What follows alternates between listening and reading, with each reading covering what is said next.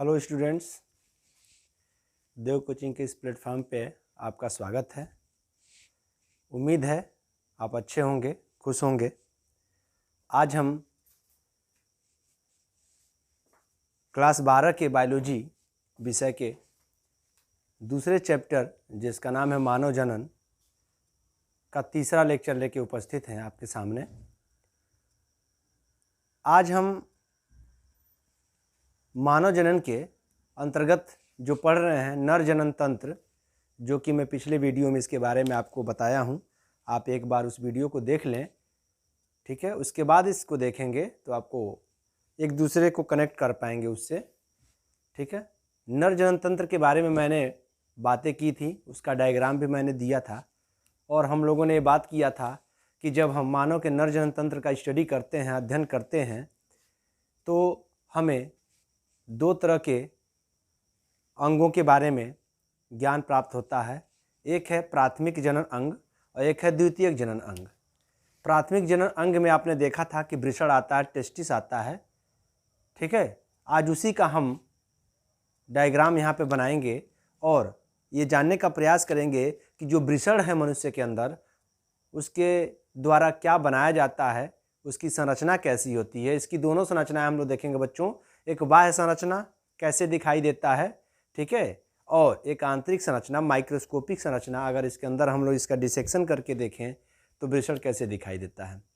निश्चित तौर पर आज हमें इस टॉपिक से बहुत सारे MCQs मिलने वाले हैं जो नीट लेवल के प्रश्नों को समाहित करते हैं, अपने अंदर रखते हैं। और बहुत ही और कई बार देखा गया है कि यहाँ से नीट में प्रश्न आए हैं, ठीक है। तो हम देखते हैं, स्टडी करते हैं। सबसे पहले हम स्टार्ट करते हैं वृषण को। अगर मैं वृषण की बात करूं बच्चों, तो जो नर में वृषण की बात आती है मनुष्यों में, वह एक जोड़ी होती है। एक जोड़ी मतलब दो होते हैं, ठीक है। और ये वृषण होता क्या है, अगर हम वृषण की बात करें, पोजीशन की बात करें, तो पोजीशन कहाँ होता है वृषण का। अगर मैं वृषण की पोजीशन की बात करूं तो शरीर में बच्चों कहाँ होता है, एक्स्ट्रा एब्डोमिनल कैविटी में होता है। एक्स्ट्रा एब्डोमिनल कैविटी मतलब अगर देखा जाए तो पेट के नीचे का हिस्सा जो होता है, एब्डोमेन वाला भाग है, उससे नीचे नहीं, शरीर से बाहर, एब्डोमेन से आउट, बाहर की तरफ वृषण पाया जाता है, ठीक है। इसीलिए इसका नाम क्या है, एक्स्ट्रा एब्डोमिनल कैविटी। ये संख्या में कितनी होती है, नंबर इसकी कितनी होती है। अगर मैं नंबर की बात करूं तो हो जाएगा 1 पेयर इन नंबर, 1 पेयर इन नंबर, ठीक है।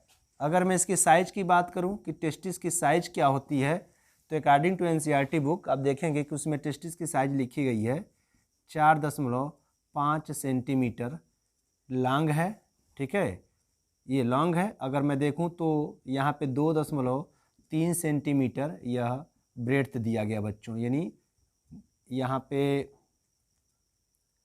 चौड़ाई दी गई यहाँ पे, ठीक है। टेस्टिस की साइज 4.5 सेंटीमीटर लॉन्ग और चौड़ाई दी गई है 2.3 सेंटीमीटर, ठीक है। तो ये तो रहा कि वृषण संख्या में कितना है, ठीक है। कहाँ पे पोजीशन इसकी है, बॉडी में कहाँ है, तो कहेंगे बॉडी से बाहर, यानी एक्स्ट्रा एब्डामेन से बाहर है, उधर भाग से बाहर है, ठीक है। एक कैविटी में बंद होती है, ठीक है। तो आप लिख सकते हैं। अभी अगर स्ट्रक्चर हम देखें तो अगर वृषण का स्ट्रक्चर बनाया जाए बच्चों, तो वृषण का स्ट्रक्चर ऐसे होता है, अंडाकार, ठीक है। वृषण क्या होता है, अंडाकार होता है और एक थैली में बंद होता है। उस थैली को हम लोग कहते हैं वृषण कोश। क्या कहते हैं बच्चों, वृषण कोश। मैं वृषण की बाहरी संरचना बता रहा हूँ। अगर इस तरह से स्टडी किया जाए तो वृषण कैसा दिखता है, एक थैली नुमा संरचना में दिखता है, जिसे हम कहते हैं वृषण कोश, वृषण कोश, ठीक है। या इसको अंग्रेजी में हम लोग क्या बोलते हैं, वृषण कोश को स्क्रोटम, स्क्रोटम, ओके बच्चों। यह हमारा टेस्टिस है, टेस्टिस है, ठीक है। टेस्टिस स्क्रोटम में, स्क्रोटम से जुड़ा रहता है, ठीक है। और आपको पता है कि ग्रेविटी की वजह से टेस्टिस कहाँ आने का प्रयास करता है, नीचे आने का प्रयास करता है तो वृषण कोष और टेस्टिस के बीच में एक मसल पाई जाती है, ठीक है, ये मांसल पार्ट पाया जाता है बच्चों, जो टेस्टिस और वृषण कोष के बीच में अटैच रखता है एक दूसरे को, इसे हम कहते हैं गुबरनैकुलम। गुबरनैकुलम बहुत बार क्वेश्चन पूछा गया बच्चों, याद रखिएगा, गुबरनैकुलम इसको बोलते हैं। मतलब टेस्टिस और वृषण कोष को यहाँ पे जोड़ने वाली जो मांसल पार्ट है उसको हम क्या कहते हैं, गुबरनैकुलम कहते हैं। तो गुबरनैकुलम कैसे हेल्प करता है, गुबरनैकुलम कैसे हेल्प करता है, इस टेस्टिस वाले पार्ट को नीचे आने से रोकता है, इसके बीच में यह कह सकते हैं एक सपोर्ट है, ठीक है।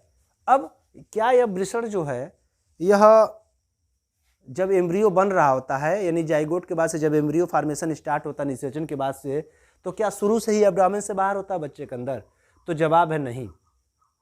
यह वृषण लगभग 6 से 7 महीने तक बच्चों, जब बच्चा माता के गर्भ में रहता है यानी एम्ब्रियोनिक स्टेज में रहता है, तो वृषण उसके उदर गुहा के अंदर रहता है। याद रखिएगा 6 से 7 महीने के चाइल्ड में, एम्ब्रियो में, ये जो वृषण है टेस्टिस है वह उदर गुहा के अंदर होता है। अभी मैंने लिखा उदर गुहा के बाहर, एक्स्ट्रा एब्डोमिनल कैविटी, जबकि 6 से 7 महीने का जब वो होता है एम्ब्रियो तो अंदर रहता है। लेकिन जैसे ही यह 6 से 7 महीने के बाद आता है तो धीरे धीरे वो एब्डोमेन अंदर से नीचे की ओर बाहर खिसकता जाता है। और बच्चों अगर वो बाहर आ रहा है तो किसी रास्ते से आएगा, तो ये है, देखिए ये रास्ता है, इस रास्ते से टेस्टिस नीचे प्लेस होता है। इस रास्ते को बच्चों बोला गया है इंग्वाइनल कैनाल। क्या बोलते हैं? Inguinal canal. याद रखेंगे सभी लोग, काफ़ी इंपॉर्टेंट नाम है। जब बच्चे का जो उम्र है वह 6 से 7 महीने का होता है तो ये टेस्टिस नीचे की तरफ सरकना चालू करता है, और सड़क के नीचे की तरफ जब आता है तो एक रास्ते से आते हुए आता है, मांसल एरिया है, उस नली को कहते हैं इंग्वाइनल कैनाल। अब आप समझिए, क्या टेस्टिस नीचे आ जाएगा तो इसका कनेक्शन छूट जाएगा क्या अंदर, यानी हमारे एब्डोमेन से, हमारे बॉडी से? तो कहेंगे बिल्कुल नहीं। इस टेस्टिस को यहाँ से ज्वाइंट करने के लिए आगे की तरफ अब ये रास्ता एक दिखता है बच्चों। इस रास्ते से क्या आया रहता है? आप सोचिए, टेस्टिस तो इसके अंदर ब्लड भी आएगा, प्योर ब्लड आएगा, इम्प्योर ब्लड जाएगा, तो इसमें टेस्टिकुलर आर्टरी होते हैं। इसमें कौन होते हैं? इस रास्ते से टेस्टिकुलर आर्टरी, और इसी रास्ते से स्पर्म जाता भी है। इसी रास्ते से कौन जाता है? स्पर्म जाता है। इसीलिए बच्चों इस रास्ते को हम कह सकते हैं स्पर्मेटिक कार्ड। स्पर्मेटिक कार्ड, ध्यान से याद रखिएगा। स्पर्मेटिक कार्ड वह एरिया है, वह रास्ता है, वह नली है जिससे हो के स्पर्म आगे की तरफ जाता है। और बच्चों इसी रास्ते से टेस्टिस के अंदर प्योर आर्टरी आई रहती है ब्लड को लेके, और वेंस नीचे से यहाँ से गए होते हैं बॉडी में, हार्ट के पास। तो इस रास्ते से कौन कौन आते हैं? टेस्टिकुलर आर्टरी आती है, टेस्टिकुलर वेन आते हैं, ठीक है, और स्पर्मेटिक डक्ट भी इसी रास्ते से आता है, ठीक है। तो टेस्टिस के अंदर जो स्पर्म बनेगा, क्लियर, वह क्या होता है? इसी रास्ते से होते हुए आगे जाएगा। ये तो रही बात। बच्चों यहाँ एक क्वेश्चन आता है कि टेस्टिस शरीर से बाहर क्यों है, अंदर क्यों नहीं है? फीमेल में तो ओवरी जो है वो उनके उदर गुहा के अंदर होता है, एब्डोमेन के अंदर होता है जहाँ एग बनता है। तो टेस्टिस मेल में शरीर से बाहर क्यों है? यह बहुत ही महत्वपूर्ण क्वेश्चन है। जितना भी आप इस पे इंपॉर्टेंट लिख सकते हैं लिख लीजिए, ठीक है। इसका मैं रीजन बता दूँ आपको, टेस्टिस क्यों बाहर है। बच्चों टेस्टिस के अंदर क्या बनता है? स्पर्म बनता है, जिसको आप लोग कहते हो गैमिट, मेल गैमिट। तो स्पर्म के बनने के लिए क्या चाहिए? ठीक है, स्पर्म को बनने के लिए लगभग 34 to 35 डिग्री सेंटीग्रेड की आवश्यकता होती है। पुनः से समझें, स्पर्म को बनने के लिए जो टेस्टिस का टेम्परेचर होना चाहिए वो कितना होना चाहिए? 34 से लेके 35 डिग्री सेल्सियस होना चाहिए। और आप बताइए बॉडी का टेम्परेचर कितना होता है? 37 डिग्री सेल्सियस। सभी जानते हैं बॉडी का टेम्परेचर कितना होता है? 37 डिग्री सेल्सियस। तो अगर यह टेस्टिस शरीर के अंदर होता, ठीक है, तो स्पर्म बनते भी तो क्या हो जाते? मेच्योर नहीं हो जाते, ठीक है, मेच्योर नहीं होते, हो सकता है वो डेड हो जाते, क्योंकि उनको केवल कितना चाहिए? 35 डिग्री टेम्परेचर चाहिए मैक्सिमम, यानी लगभग 2 से 2.5 डिग्री कम टेम्परेचर चाहिए बॉडी से। टेस्टिस के अंदर टेम्परेचर 2 से 2.5 डिग्री कम होनी चाहिए बॉडी के टेम्परेचर से, ताकि उसके अंदर स्पर्म बन सके, ठीक है। तो याद रखिएगा, इसीलिए नेचर ने, प्रकृति ने टेस्टिस को क्या किया है? बाहर प्लेस किया है, ठीक है। जब तक ये बॉडी के अंदर था 6 से 7 महीने तक, तब तक कोई स्पर्म नहीं बनता था। तो बॉडी के अंदर था तो टेम्परेचर ज़्यादा था, कोई दिक्कत नहीं है। लेकिन जब मेल 11 से 13 वर्ष की उम्र में जाता है तो उसकी बॉडी में स्पर्म बनने चालू हो जाएंगे, और स्पर्म जब बनेंगे तो उस समय टेम्परेचर 2.5 डिग्री या 2 डिग्री कम होना चाहिए बॉडी के टेम्परेचर से। इसीलिए टेस्टिस को कहाँ प्लेस किया गया है? एब्डोमेन से नीचे।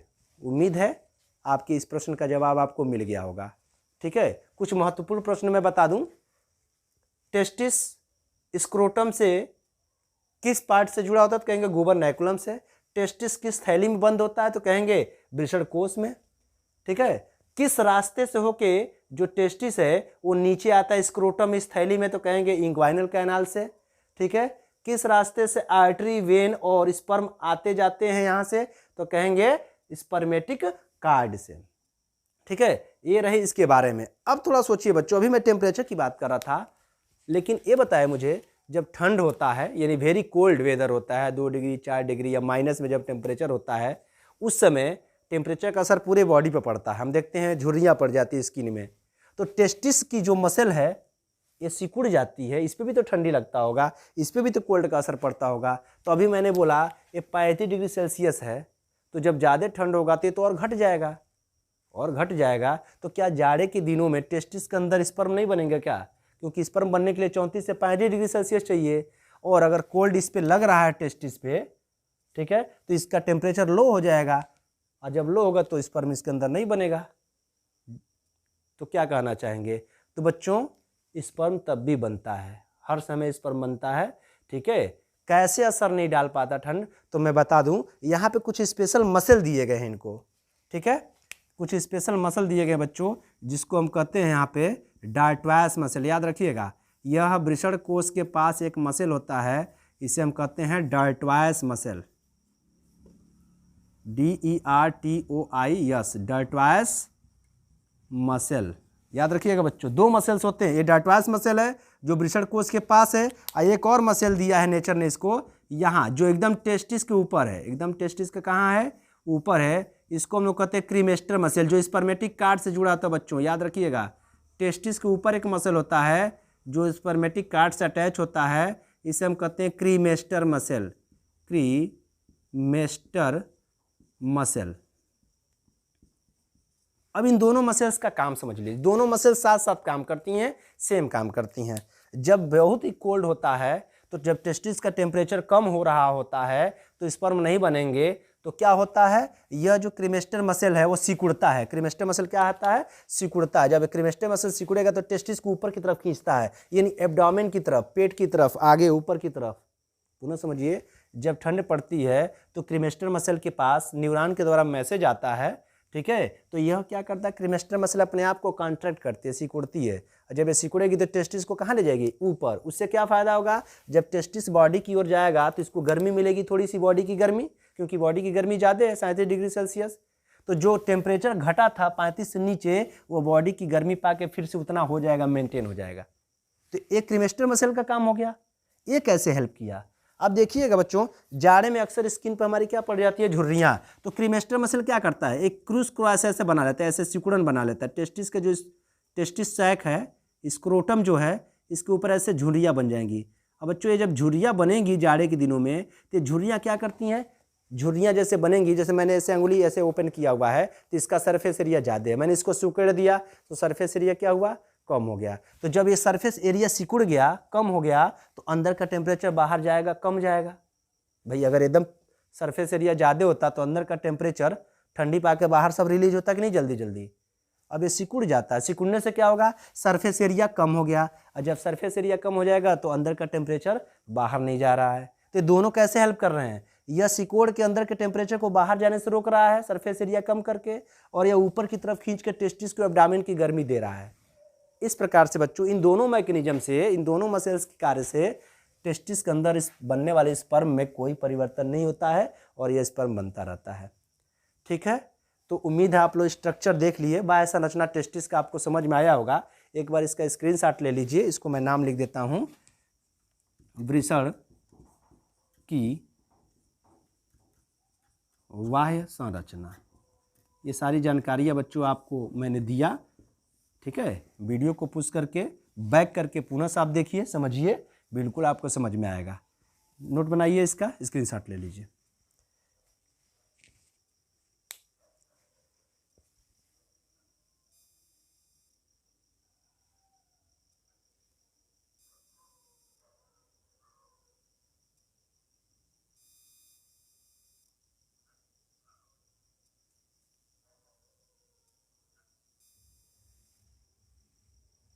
ओके बच्चों, उम्मीद है आप लोग डायग्राम बना लिए होंगे।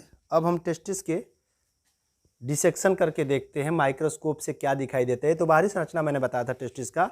अब इसका लॉन्गिट्यूडिनल सेक्शन लेके हम लोग देखते हैं कि टेस्टिस वाकई में दिखता कैसे अंदर से और क्या क्या चीज़ें उसके अंदर होती हैं और स्पर्म कहाँ बनता है और कैसे बनता है। ठीक है, अगर हम टेस्टिस की बात करें तो टेस्टिस की मैं यहाँ पे एक संरचना ले रहा हूँ ऐसे। ठीक है, टेस्टिस का पहला जो लेयर होता है, टेस्टिस के अंदर जो स्पर्म बनते हैं तो इसके जो ये लेयर होता है, ठीक है, इस लेयर का एक नाम है। इसके ऊपर एक और लेयर होता है बच्चों, उसका नाम भी मैं बता दूं। ठीक है, ये दूसरा लेयर है टेस्टिस के ऊपर।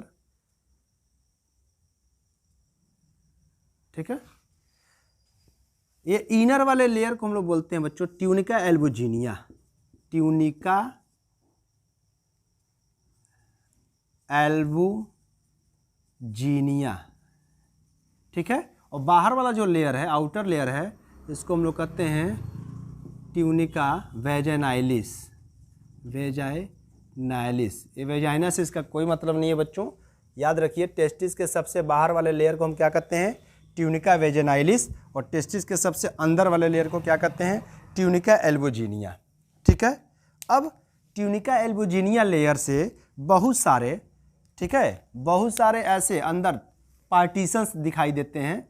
देखा जाए तो ये पार्टीशंस हो रहे हैं, यहाँ पे देख सकते हैं आप लोग, बहुत सारे ऐसे पार्टीशंस हैं। इनको हम लोग सेप्टा बोलते हैं बच्चों। क्या बोलते हैं, सेप्टा करते हैं। जो टेस्टिस के इस बीच वाले भाग को क्या करते हैं, अलग अलग पार्ट्स में डिवाइड करते हैं। इनकी संख्या लगभग 250 होती है बच्चों। कितनी होता है, 250।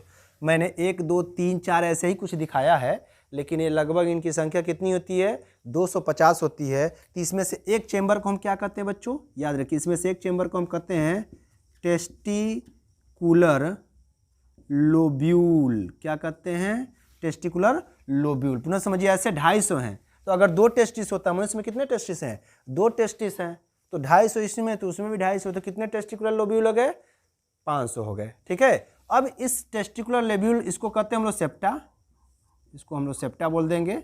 ठीक है, अब प्रत्येक टेस्टिकुलर लोब्यूल के अंदर 1 से 3 क्या रखना है, 1 से 3 होते हैं सेमाइनिफेरस ट्यूब्यूल। ऐसे देखिए, क्वाइलिंग ऐसा स्ट्रक्चर आपको दिखा देते हैं ऐसे। यह है सेमाइनिफेरस ट्यूब्यूल, और ये आगे की तरफ एक डक्ट बनाते हैं। ठीक है, ठीक है, ऐसे दूसरे वाले 1 से 3 होते हैं बच्चों, मैंने बता ही दिया पहले से। इसको कहते हैं सेमाइनिफेरस ट्यूब्यूल। ऐसे तीसरा भी मैं बना दूं, तो ऐसे है, इस वाले पार्ट में भी होंगे।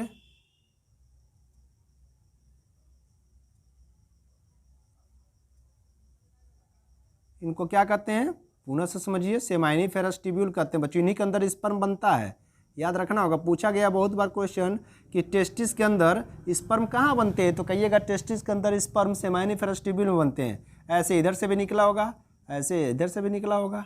ठीक है, अब ये सारे जिस इसके अंदर स्पर्म बनेंगे तो सभी एक दूसरे से क्या होंगे, इंटरकनेक्टेड होंगे, और अपने अपने स्पर्म को क्या करेंगे बच्चों, अपने अपने स्पर्म को इस वाले हिस्से में, रीजन में डिस्चार्ज कर देंगे, छोड़ देंगे इस वाले हिस्से में। ये बहुत सारा जाल जैसा स्ट्रक्चर दिखाई देता है बच्चों, ये बहुत सारा जाल जैसा स्ट्रक्चर दिखाई देता है। इस जाल वाले स्ट्रक्चर को हम क्या कहते हैं, रेटी टेस्टिस। क्या कहते हैं, रेटी टेस्टिस, वृषण जालक, रेटी टेस्टिस। ठीक है, यह वृषण जालक है। और ये जो मैंने बताया, जो 1 से 3 संख्या होती है, कहते हैं हम लोग सेमाइनिफेरस ट्यूब्यूल। सेमाइनिफेरस ट्यूब्यूल, इनकी संख्या कितनी होती है, 1 से 3 होती है। और टेस्टिकुलर लोब्यूल की संख्या कितनी होती है, 250 होती है। लगभग क्या होती है, 250 होती है। लगभग कह सकते हैं आप लोग 200 से 250 होती है। ठीक है, तो मुझे ये बताइए, अगर मैं कहूँ कि एक टेस्टिस में सेमाइनिफेरस ट्यूब्यूल की संख्या अप्रॉक्सीमेट कितनी होती है, तो आपको पता है कि 250 लोब्यूल्स हैं। आप प्रत्येक लोब्यूल में 1 से 3 है, तो 250 में 3 का मल्टीप्लाई कर सकते हो, 750 लगभग 750 सेमाइनिफेरस ट्यूब्यूल एक टेस्टिस में है। तो दूसरे वाले टेस्टिस में भी उतने ही होंगे। तो कितने हो गए 750 यानी 1500 सेमाइनिफेरस ट्यूब्यूल हैं। अब स्पर्म कहाँ बनता है? इस सेमाइनिफेरस ट्यूब्यूल के अंदर बनता है। जब सेमाइनिफेरस ट्यूब्यूल के अंदर बनेगा तो यहाँ से स्पर्म कहाँ डिस्चार्ज होंगे? रेटिटेस्टिस में, और रेटिटेस्टिस से एक पतली पतली और भी नलियाँ निकली होती हैं बच्चों, याद रखिएगा। ये पतले पतले लगभग 10 से 12 संख्या यही देता है, 10 से 15 हम लिख सकते हैं। इनकी संख्या 10 से 15 तक लिख सकते हैं। किसी कभी कभी किताबों में या प्रश्नों परीक्षाओं में पूछ 10 से 12 होती है, 12 से 13 होती है, 13 से 15 होती है। तो हम एक रेंज ले लेते हैं, 10 से 12 होती है। इनका नाम क्या बच्चों? इनका नाम है वसा इफरेंसिया। क्या नाम है? वसा इफरेंसिया। ई याद रखिएगा। यह स्पर्म को रेटिटेस्टिस से लेके बाहर की तरफ जाएगा, वसा इफरेंसिया। और बच्चों इसके बाद से ऐसा एक चौड़ा सा पार्ट होता है, एक चौड़ा सा पार्ट होता है जिसको हम लोग कहते हैं एपीडिडाइडिमिस। एपीडिडाइडिमिस, वृषण, अधिवृषण। क्या कहते हैं? अधिवृषण। इसका नाम है एपीडाइडिमिस, अधिवृषण। ठीक है। अब पुनः से समझे, अधिवृषण में मैं देखूं तो 3 पार्ट होता है। सबसे ऊपर वाले भाग को कहते हैं हम लोग, यहाँ पे कैपुट बोलते हैं बच्चों। सबसे ऊपर वाला जो उभरा हुआ भाग है, फूला हुआ, इसको हम लोग कहते हैं कैपुट। दूसरे वाले मिडिल वाले भाग को कहते हैं कार्पस। क्या कहते हैं? कार्पस। और नीचे वाले भाग को चूंकि टेल वाला हिस्सा है, लास्ट वाला, तो इसको कहेंगे काउडा। बहुत बार पूछा गया है। अधिवृषण के 3 पार्ट हैं, कैपुट, कार्पस, काउडा। अब इसको हम लोग समझे। जो इसके अंदर टेस्टिस के अंदर जो स्पर्म बने हैं वह कहाँ बनते हैं? सेमाइनिफेरस ट्यूब्यूल के अंदर। सेमाइनिफेरस ट्यूब्यूल की संख्या कितनी होती है हर लोब्यूल्स में? 1 से लेकर 3 होती है। यहाँ बने हुए जो स्पर्म है वह इस रास्ते से होते हुए रेटिटेस्टिस के पास पहुँचते हैं। रेटिटेस्टिस को हम लोग कहते हैं वृषण जालक। रेटिटेस्टिस से यह कहाँ पहुँचते हैं? वसा इफरेंसिया में। वसा इफरेंसिया से पहुँचेंगे कहाँ पे? एपीडिडाइडिमिस। इसका नाम हम बोलते हैं अधिवृषण। क्या बोलेंगे? अधिवृषण में। अब अधिवृषण में जाएंगे तो यहाँ पे बहुत सारा लिक्विड है बच्चों। यहाँ से कौन जा रहा है? स्पर्म डिस्चार्ज होके जा रहा है। तो अधिवृषण के अंदर क्या है? बहुत सारा लिक्विड है, खाना पीना रखा हुआ है, जिसको लेकर शुक्राणु क्या होंगे? यहाँ पे मेच्योर होंगे। इस वाले एरिया में शुक्राणुओं का क्या हो रहा है? मेचुरेशन हो रहा है। शुक्राणु अपने आप को डेवलप कर रहे हैं।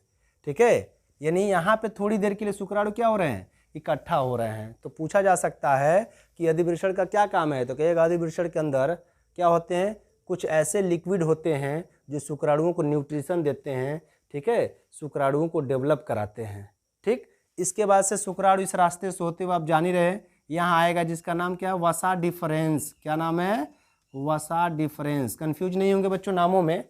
ये है वसा इफरेंस, ई से स्टार्ट है, और ये है वसा डिफरेंस।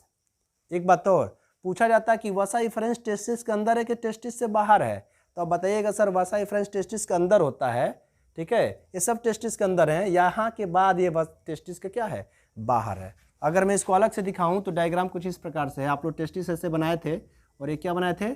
स्क्रोटम बनाए थे। ठीक है। और इसके पीछे याद रखिएगा यही है आपका एपीडिडाइडिमिस। ऐसे यही एपीडिडाइडिमिस है, और इसी रास्ते से होके जाता है कहाँ पे? एब्डोमेन में। पुनः समझिए, ये रास्ता देख रहे हैं ना? यह है टेस्टिस, यह है टेस्टिस। उसके बाद ये जो दिख रहा है आपका क्वाइलिंग स्ट्रक्चर होता है, लगभग 6 से 7 सेंटीमीटर क्वाइलिंग स्ट्रक्चर होता है। ये वाला क्वाइलिंग स्ट्रक्चर है एपीडिडाइडिमिस। ठीक है। अब ये क्या होगा? ये आगे बढ़ेगा, यानी देखिए ये वसा डिफरेंसिया में क्या हो रहा है? जाते हुए एब्डोमेन में पहुंच जाएगा स्पर्म को लेकर। ठीक है। तो यह है आपका टेस्टिस के इंटरनल स्ट्रक्चर का डायग्राम। ठीक है। तो मैं यहाँ लिख देता हूँ, वृषण की आंतरिक संरचना। ठीक है। पुनः एक बार मैं रिवाइज कर देता हूँ। हम वृषण की जब आंतरिक संरचना का अध्ययन करते हैं तो हमें वृषण के आगे, वृषण के बाहर की तरफ 2 लेयर दिखाई देते हैं। उसमें जो अंदर वाला लेयर होता है उसे हम कहते हैं ट्यूनिका एल्बुजिनिया, और जो बाहर वाला लेयर होता है उसे हम कहते हैं ट्यूनिका वेजिनाइलिस। ठीक है। ट्यूनिका एल्बुजिनिया से ऐसे अंगुली जैसा यानी सेप्टा जैसे कई उभार निकले होते हैं। ठीक है। जो टेस्टिस को कई चेम्बर्स में बांट देते हैं, जिनको हम लोग लोब्यूल कहते हैं। यहाँ पे टेस्टिकुलर लोब्यूल कहते हैं। इनकी संख्या होती है लगभग 250। प्रत्येक टेस्टिकुलर लोब्यूल में ऐसे क्वाइलिंग स्ट्रक्चर पाए जाते हैं 1 से 3। इनकी संख्या कितनी होती है? 1 से 3, जिनको कहते हैं हम लोग सेमाइनिफेरस ट्यूब्यूल 1 से 3 होते हैं और इसी के अंदर स्पर्म बनते हैं। ठीक है बच्चों, इसीलिए हम क्या कहते हैं, सेमाइनिफेरस ट्यूब्यूल इज द, क्या कहते हैं हम लोग, यूनिट ऑफ टेस्टिस। इसी के अंदर क्या बनता है, स्पर्म बनता है और स्पर्म बनने के बाद से इस डक्ट के रास्ते खुलेगा एक जाल में जिसे हम कहते हैं वृषण जालक रेटी टेस्टिस, और रेटी टेस्टिस के बाद से खुलेगा वसा इफरेंसिया में। वसा इफरेंसिया से स्पर्म कहाँ पहुँचेंगे, यहाँ पे पहुँचेंगे जिसका नाम अधिवृषण, और अधिवृषण में यह कुछ समय के लिए रुके रहेंगे क्योंकि इनके लिए यहाँ पे कुछ व्यवस्थाएं की गई हैं खाने पीने के लिए, क्योंकि जो स्पर्म बन के नीचे आ रहा है वो स्पर्म अभी पूरी तरह से रेडी नहीं है, तैयार नहीं है अपने काम के लिए, मेच्योर नहीं है। यानी कह सकते हैं कि मेच्योरेशन के लिए एक स्पेस है जहाँ पे बहुत सारे लिक्विड हैं, जहाँ पे अधिवृषण का सिक्रीशन है, जिसमें खाना पीना मौजूद है, प्रोटीन्स हैं सॉरी, जो स्पर्म के लिए भोजन का काम करते हैं और वह इसे पाकर इनको ग्रहण करके स्पर्म यहाँ पे मैच्योर होता है। फिर यह स्पर्म धीरे धीरे, ठीक है, आगे बढ़ते हुए वसा डिफरेंस से होते हुए कहाँ पहुँचेगा, एब्डोमिनल कैविटी में। एब्डोमिनल कैविटी में आपको पता है मैंने डायग्राम बनाया हुआ था। एब्डोमिनल कैविटी का अगर मैं डायग्राम बता दूँ एक बार और आपको, तो आपने देखा था कि ये क्या होता है, ये यूरिनरी ब्लैडर होता है बच्चों। यह यूरिनरी हमारा क्या है, ब्लैडर है, ठीक है, यूरिन ब्लैडर, ये यूरेथ्रा है, यहाँ पे यूरेथ्रा लेते हैं, यहाँ यूरिन आती है किडनी से होते हुए, यूरेटर से होते हुए, और यहाँ पे एक टेस्टिस होता है, टेस्टिस से आपने बनाया था एब्डोमेन होता है, और टेस्टिस के ऊपर अधिवृषण होता है, और अधिवृषण से होते हुए यहाँ पे कौन आता है, वसा इफरेंसिया। भी मैंने नली बनाई हुई है, देखिए ये वसा इफरेंसिया यही ऐसे ही जाती है। इधर भी एक टेस्टिस है, ठीक है, टेस्टिस के पीछे होता है एपिडाइडिमिस अधिवृषण। ये भी क्या कर रहा है, अपने वसा डिफरेंस को यहाँ भेज रहा है, जो स्पर्म को लेके आ रहे हैं। और जब यहाँ ये आते हैं तो वसा डिफरेंस की मुलाकात किससे होती है, वसा डिफरेंस की मुलाकात एक ग्लैंड से होती है, जिसको बच्चों हम लोग कहते हैं सेमाइनल वेसाइकिल। क्या कहते हैं, सेमाइनल वेसाइकिल। और ये सेमाइनल वेसाइकिल से अटैच हो जाता है। फिर नीचे जब आता है तो एक और ग्लैंड होती है जिसका नाम है प्रोस्टेट ग्लैंड। क्या नाम है, प्रोस्टेट ग्लैंड। और प्रोस्टेट ग्लैंड के नीचे ही एक छोटे से मटर के दाने जैसी संरचना होती है जिसे हम कहते हैं काउपर ग्लैंड, ठीक है। इस रास्ते से होते हुए स्पर्म की नली और यूरिन की नली कॉमन हो जाती है और आके बाहर की तरफ क्या होती है, यह खुलती है, जिसे हम लोग कहते हैं यूरेथ्रा भी कह सकते हैं, या स्पर्म डक्ट भी कह सकते हैं, या इजैकुलेटरी डक्ट भी कह सकते हैं, ठीक है। अब समझिए बच्चों, जो स्पर्म आगे की तरफ बढ़ रहा है वो केवल स्पर्म नहीं रह रहा है यहाँ पे आने पे, इसमें सेमाइनल वेसाइकिल से जो फ्लूइड सिक्रीट हुआ है उसके अंदर फ्रक्टोज पाया जाता है। क्या पाया जाता है बच्चों, फ्रक्टोज पाया जाता है। और यही फ्रक्टोज सीमेन में जब उपस्थित होता है तो रेप के स्टेज में जब हम वेजाइना से, फीमेल के वेजाइना से जो लिक्विड रिसीव करते हैं, उस लिक्विड में पता करने का प्रयास करते हैं कि फ्रक्टोज है कि नहीं। अगर वो फ्रक्टोज है तो इसका मतलब वहाँ सीमेन डिपॉजिट किया गया है, क्योंकि बच्चों मनुष्य की बॉडी में केवल फ्रक्टोज यही पाया जाता है, किसमें, प्रोस्टेट ग्लैंड के पास होता है, जो कि मेल में होता है, फीमेल में नहीं होता है। क्लियर है। यह इस तरह से इस स्पर्म के साथ फ्रक्टोज वाला लिक्विड मिल गया। फिर आएंगे तो यहाँ मिल जाएगा क्या, प्रोस्टेट। प्रोस्टेट से एक क्षारीय पदार्थ सिक्रीट होता है, जो यह यूरिन जो है, यूरेथ्रा है, इस मार्ग में जो अम्लीयता है उस अम्लीयता को दूर करता है। इसका मैंने पिछले वाले लेक्चर में बताया था। अम्लीयता को दूर करने का काम कौन करता है, एक क्षारीय पदार्थ, जो कौन निकालता है, प्रोस्टेट ग्लैंड निकालता है, ठीक है। इसके नीचे एक काउपर ग्लैंड है या बल्बो यूरेथ्रल ग्लैंड है, इससे एक चिपचिपा पदार्थ, स्टिकी पदार्थ सबस्ट्रेट सिक्रीट होता है, जो क्या करता है, इस रास्ते को क्या बनाता है, लुब्रिकेंट बनाता है, ठीक है, लुब्रिकेंट बनाता है ताकि आसानी से क्या हो सके, स्पर्म आगे की तरफ जा सके। और ये होता है यूरेथ्रल मीटस। यूरेथ्रल मीटस इसको बोलते हैं बच्चों, जो बाहर की तरफ, जो यहाँ पे एक छोटी सी ट्यूब होती है, एक छिद्र होता है, जिसे हम कहते हैं यूरेथ्रल मीटस। इस रास्ते से स्पर्म क्या होता है, बाहर की तरफ डिस्चार्ज हो जाता है, ठीक है। तो ये रही पूरी जानकारी आपको नर जनन तंत्र के बारे में और टेस्टिस के बारे में। उम्मीद है आपको ये सारी चीज़ें समझ में आ रही होंगी। बच्चों, आप अधिक से अधिक वीडियो को लाइक करें, शेयर करें, ताकि आपसे जुड़े हुए जो बच्चे हैं फॉरवर्ड भी करें, क्योंकि जो बच्चे ऑनलाइन क्लास को नहीं देख पा रहे हैं या जो हमारे कोचिंग संस्था पर नहीं आ पाते ऑफलाइन वीडियो के, ऑफलाइन क्लास के लिए, उनको भी ये सुविधा मिल सके और वो भी इसका भरपूर लाभ उठा पाएँ, ठीक है। तो हम चाहते हैं कि आप ज़्यादा से ज़्यादा इस वीडियो को अपने ग्रुप में शेयर करें ताकि अधिक से अधिक बच्चों तक यह जानकारी प्राप्त हो सके। हमें उम्मीद है कि आज के क्लास से आपको कुछ सीखने को मिला होगा। फिर नर जननतंत्र समाप्त हुआ, अब मादा जननतंत्र का नंबर है, मादा जननतंत्र की बारी है। यानी अगले वीडियो में हम लोग स्त्री जननतंत्र के बारे में अध्ययन करेंगे। तब तक के लिए आप लोगों को बहुत बहुत धन्यवाद। Thank you.